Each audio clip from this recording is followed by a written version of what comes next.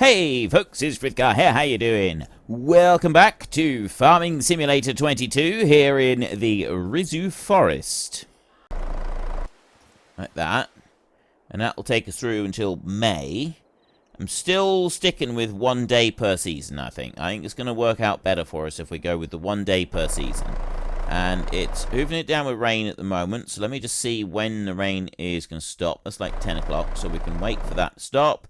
And if I have a look in here, outer space, got 93,000 there on the timber.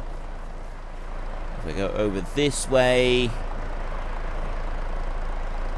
8.1 meters, mass 1.8 tons. So it doesn't actually tell me how much mass each of those bits are. But if I press R, it will use up a bit. And then it leaves 2 logs left over. So we've got 109,000 litres of wood in there. And the rest of the stuff is storing up. I don't know where the wood chips come out. It says we got 50,000 litres of capacity for wood chips. But I don't know where they come out. And time is whizzing by way too fast. So let's slow that down. I have 17,000 euros now. Which is still not very much at all. Once we've got this furniture, then we'll be able to make a vast sum of money with it. So I'm going to take this back up to the other end. We've got 2,500 litres of planks here that we'll end up using. We'll probably just sell these direct to the shop, because I'm not going to be in a position for making our second, who's we call it at the moment, the building a second sawmill. I've still got timber here that I want a second sawmill, and I will also want a second furniture shop. I think a sawmill will keep up with another furniture shop, and it doesn't, now that we've sort of seen how long that lasts, like, we're not going to have to cut very much timber in order to be able to keep the sawmill running, are we? It doesn't look like we've got masses that we have to do there, so I think that's going to work out quite well. I want to go on to this one, and I'm going to drive over here to the shed. So it doesn't look like I need that rake either. If I drop that front weight down, we'll unhitch that one.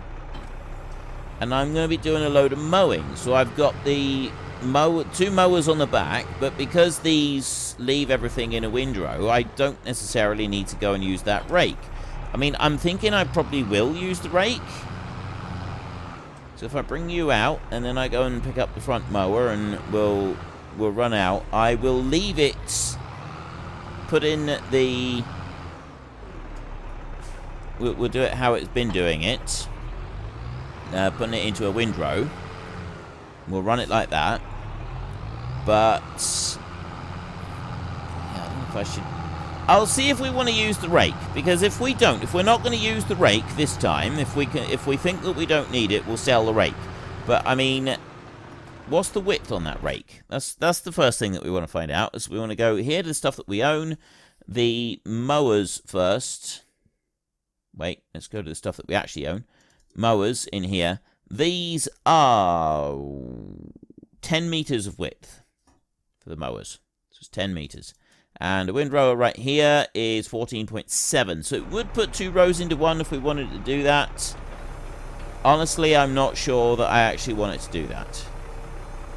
I don't know that that is going to be of any real benefit to us, putting that in together.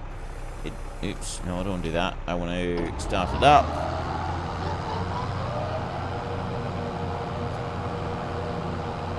And then lower it down like that. I will do an outside round like this. One thing I don't like with front-mounted mowers like this is that when you're cutting, if you turn too sharp, you miss a big chunk of grass. But I mean, that's a small complaint, really. There's not much to have to complain about, really, is it? Our issue is going to be up on field 19. We can't get too close to the edge, because we don't own the grass on the rest of it. Here, we own everything. All the way around it, this is all ours. But the other one, we don't. So we're not going to have that luxury. We're not going to be able to get quite so close to the edge. We just have to be a little bit more careful. You could definitely see a noticeable difference between the thin, scraggly grass on the edge and then moving into the main field on this bit. That makes a huge, huge difference. So I'm going to go up like that, and then I'm going to come in like this, and we're going to start doing a second round. Also going to do it like that, so I do get that little bit that got left behind. And then lower down again. I'll drive around this, and I'll put the hired help doing the rest of the field. Once I've gone round again, the hired help can carry on and just take over from us, and we will go and get the other tractor with the forage harvester on it, and we'll start using... No! What I'd like to do is I'd like to have one that goes faster. I've got the work speed adjustments. I'm not so worried about the mowers, because the mowers, you know, they do a reasonable width, and the work speed adjustment bit, yeah, we don't need to worry about that too much. But the other mowers, not the other mowers, having another forage wagon that goes a bit faster would definitely be better. And it means that we'll be able to pick everything up a little bit quicker. I'm not going to worry about getting a Stevie one, so I think that's a little bit more expensive. I think I have got a Stevie one available to go and use. So I want to take you over this way. It's actually going to be up here somewhere, isn't it?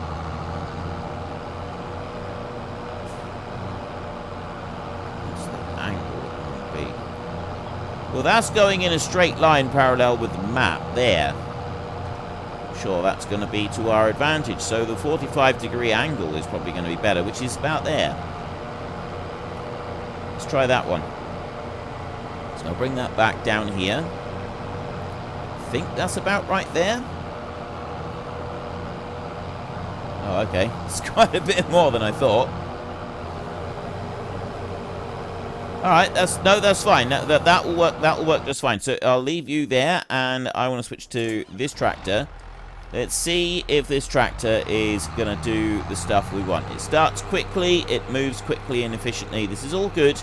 So I'm going to sell this forage wagon, and I'm also going to go and sell that rake. We don't have a use for the rake, so there's a little bit of extra money for us. Grab that one. I'm not sure how much money we'll get for both of these together. We may be able to buy a replacement forage wagon and also buy a third property that we can build up there. If we are going to get a third property, we're going to need to clear some trees out of the way. I think I might just chop them down quick with the chainsaw rather than getting the tree harvester involved. But it would be nice, I think, to have a third house up there. You know, getting a bit more of the actual main target of the series done would be really good. And that's going to be our goal, is every time we have enough money, we build a bit more. I mean, I like the idea of clearing the trees with the tree harvester, because it sort of seems like we are not going to be doing it super fast, being able to clear stuff out of the way. I should probably go a little bit slower when I'm racing around here like a lunatic. Let's bring that one back over to there. Unhitch. Right, I think I can sell from here. Yes, there we go. So we want to repair. And we want to repaint. And then we want to sell. That's 60,000 that we get for that. And then this one I want to repaint. I get 53,000 for this one. Okay. That gives me 127,000. So then I can go into here, and so long as I don't spend more than about 60, I'd like to spend less than 60, that's 30. This is the one that we had previously, that's 70,000. I could get one for 100. These are rather expensive. There's a Stevie one there, but it's 116,000. I can afford it, but it means that I won't be able to afford to build something different. I don't really want a Stevie one just yet. But I haven't got anything cheaper.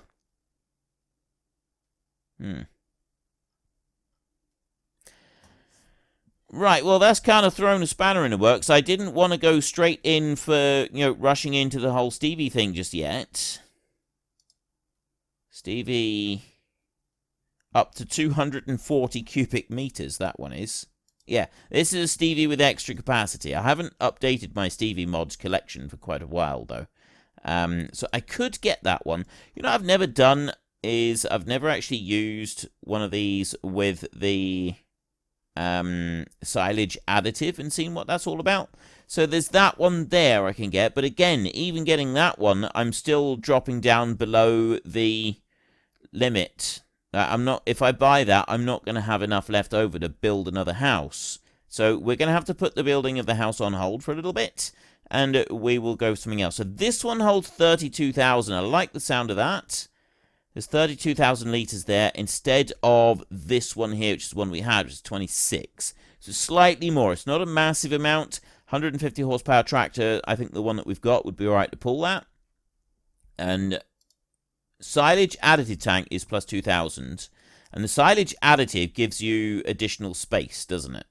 As far as I know, you get additional space. We've got a farming simulator one. We've got a plain one here. I'm going to have that one, and I'm going to put this one with a Frithgar 1 number plate. Okay. So we've got the silage additive tank, and then the working speed.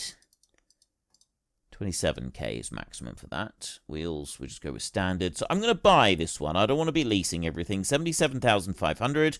Okay, that leaves me with 50 grand.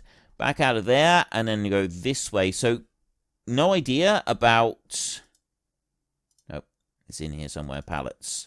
Silage additive. Never used silage additive, so I don't really know what we do with this. 60 is that all?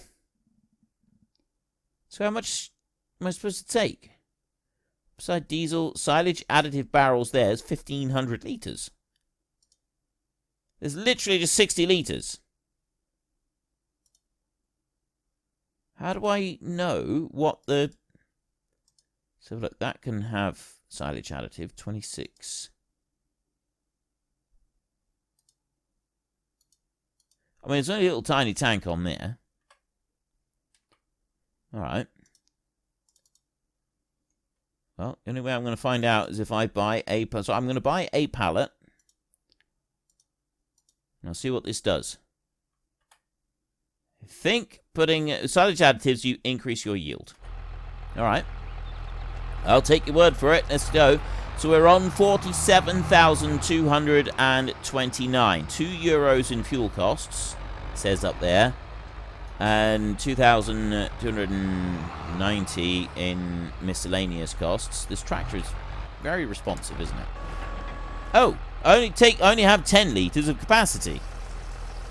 Ah, I see. Right, does it slowly like that? So I'm going to fill this one all the way up with as much silage additive as I can take. There. Is there any options that I'm supposed to do to turn it? I don't think so. I think you just turn it on and it uses it up. We'll see how quickly it uses it up when we rush along a little bit further. You're trying to say that you've finished your work. I'm thinking that you haven't finished your work. I'm thinking that you're just being bone idle and lazy. So what I'm going to do is I'm going to bring you down over here. I won't fire you just yet, but, you know, consider this a final warning. And you can go there. No field. I can assure you there is a field. You're parked in it.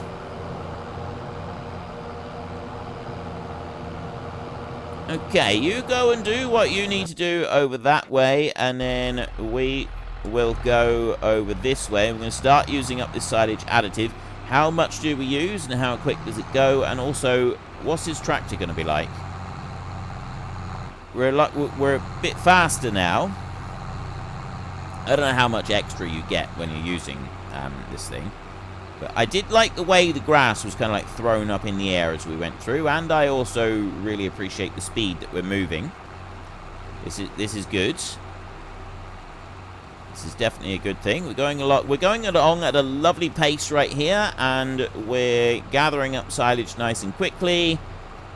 This is not going to take very long. We could actually end up doing 3 cuts in a year without it sort of really impacting us, because like each cut is a little bit more silage that we can make using our silo, and I quite like that. And yes, I am a little bit in... Oh, we didn't even think I was in the way. That's good.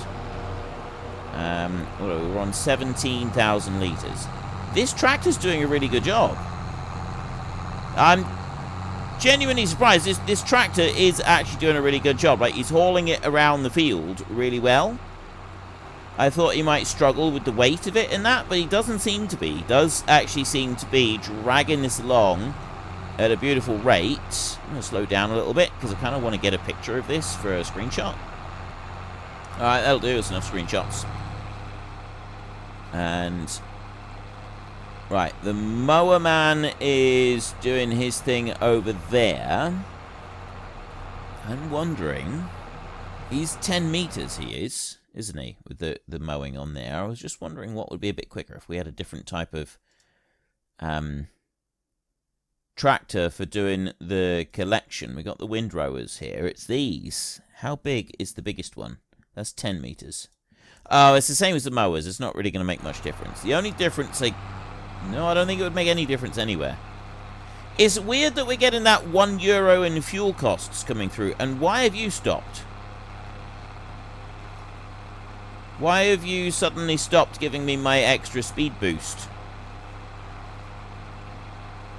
Oh, wait a minute. The capacity of this thing was altered, wasn't it? This is weird. Is that to do with the... I think that's the tractor rather than... yeah, it's the tractor. The tractor's slightly struggling with the weight, I think. That's why he was only doing 15. I thought maybe it was the capacity of the forage wagon had like slowed it down and caused it to get confused or something, but I don't think that's the case. I think it was purely the tractor stuck in the wrong gear. So we'll unload that, and then we can go into the production. And if I look at grass into silage, that's currently inactive, so I'm going to activate that one. Those are staying inactive on there.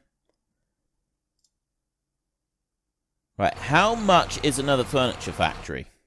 The problem, actually, well, the problem with building a second furniture factory is it's not just going to cost me, I think it's 60,000, but I need to level an area out in order to put it in, and that's going out that way. If we're going to be doing more of that, let's go and have a look at the map a second.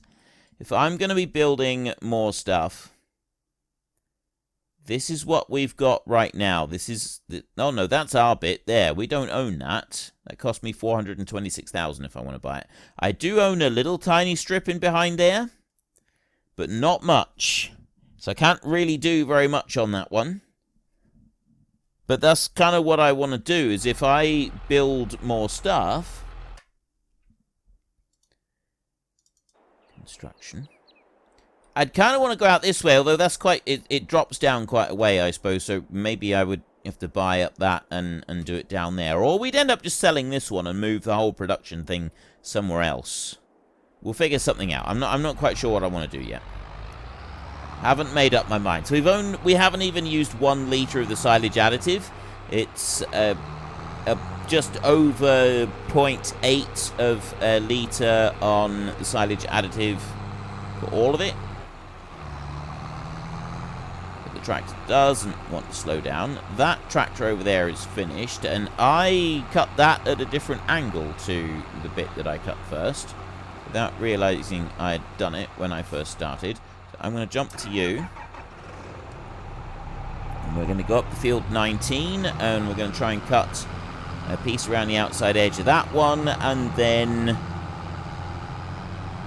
we'll rush over and we'll pick it all up. The only thing that we need to do with these fields is we could get a roller and we could roll the fields, and then that's a free way of doing it, or we just have the fertilizer spinner and we throw fertilizer across it, and that's another way of getting a second coat of fertilizer onto the field.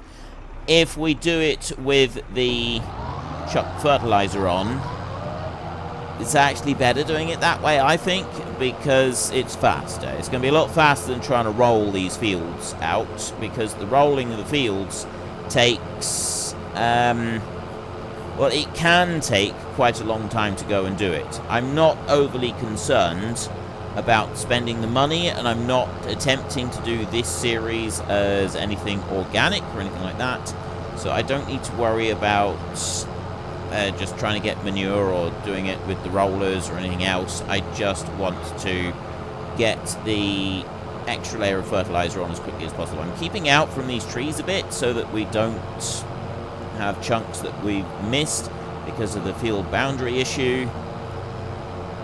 I'd rather just stay a little tiny bit away from them and then come in around there. I know I'm leaving a little bit behind just there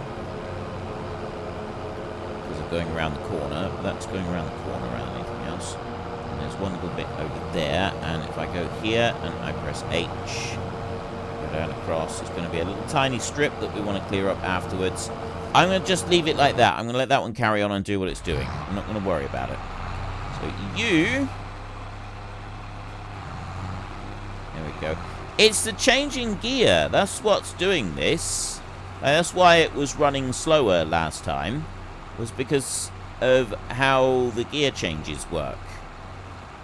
So it didn't quite like it. I do like the way that it starts doing that. The way it's throwing that silage up in. That's pretty cool. I like that. Let's back up a little bit. If we can get a better tractor, that'd be nice. And then we can use like the 6-meter rake on the front. I mean, we could even use the 10-meter rake and get two, because it's like 10.5 meters, I think. And then we get 2 rows of this into one when we're picking up with the silage, and then it's basically just going to pick everything up a little bit faster than we are already. I mean, this is pretty quick. If we've got a bigger silage collection as well,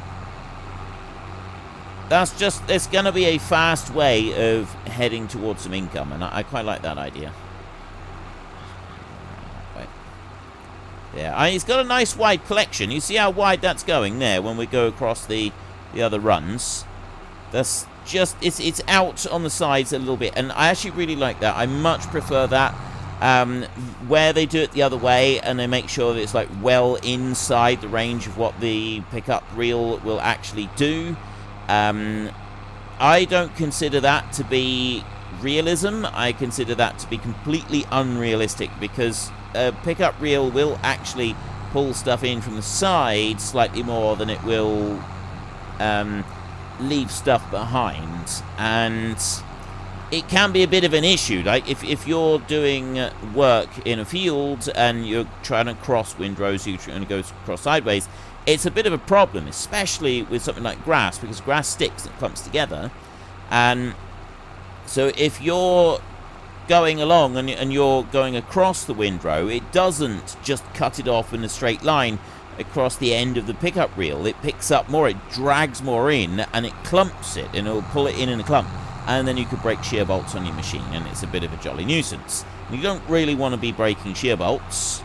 You've got to stop, you've got to fix them, and it takes time, and you can get all grubby and dirty, and yeah, I don't like doing that when I'm driving either. I'm quite particular. If I'm driving like a really old clapped out tractor and it's already, you know, completely dusty, well, it's a bit different. But if I'm driving a nice new tractor and I've got air conditioning inside the cab, I do not want to be getting out and getting my hands covered in dust and oil and grease and dirt and then getting back into the tractor.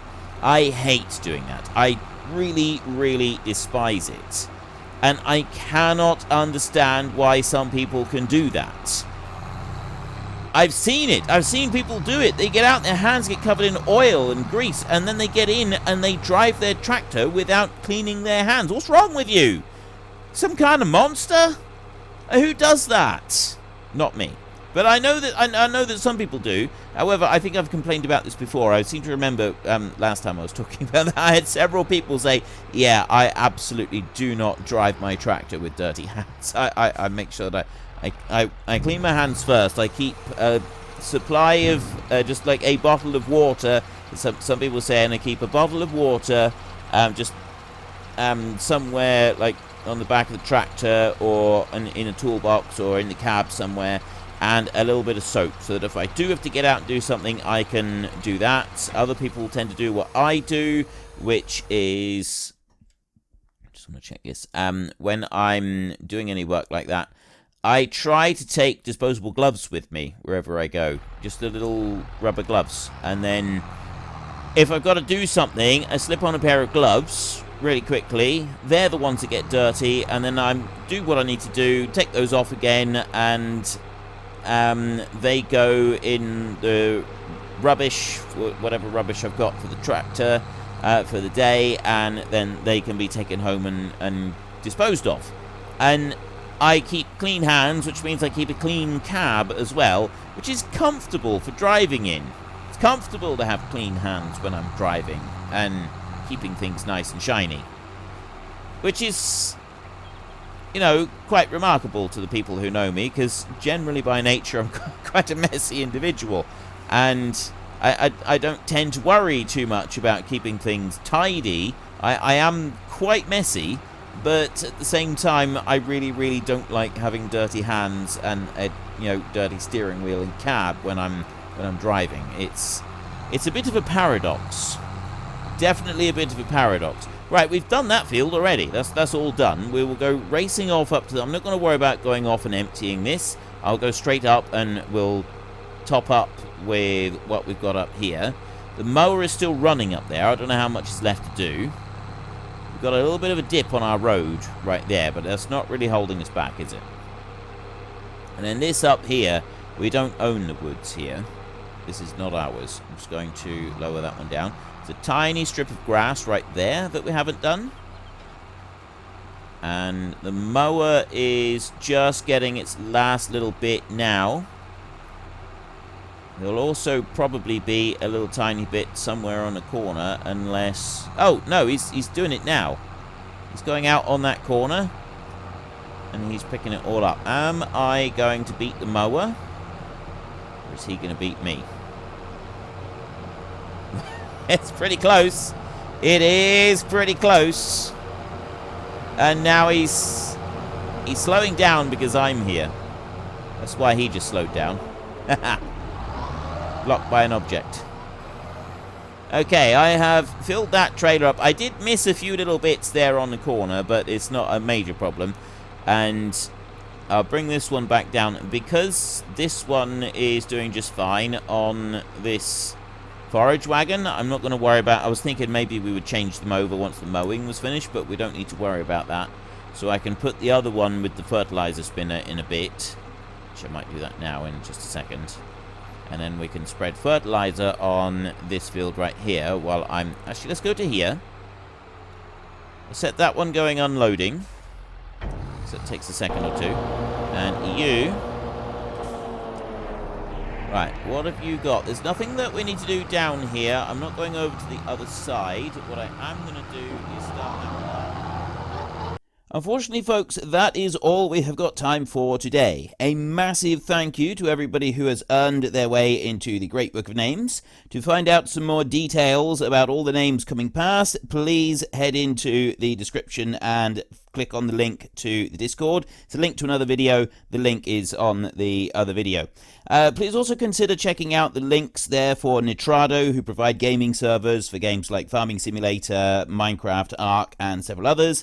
And there's also Fanatical, who will help support your gaming habit by providing you with cheap games and also giving me a small commission on anything that you buy using my link. If you've enjoyed this particular video, then please head down below and give us a like. And if you really enjoyed it, then please tell your friends all about me. Get them to come and watch as well. That would be awesome.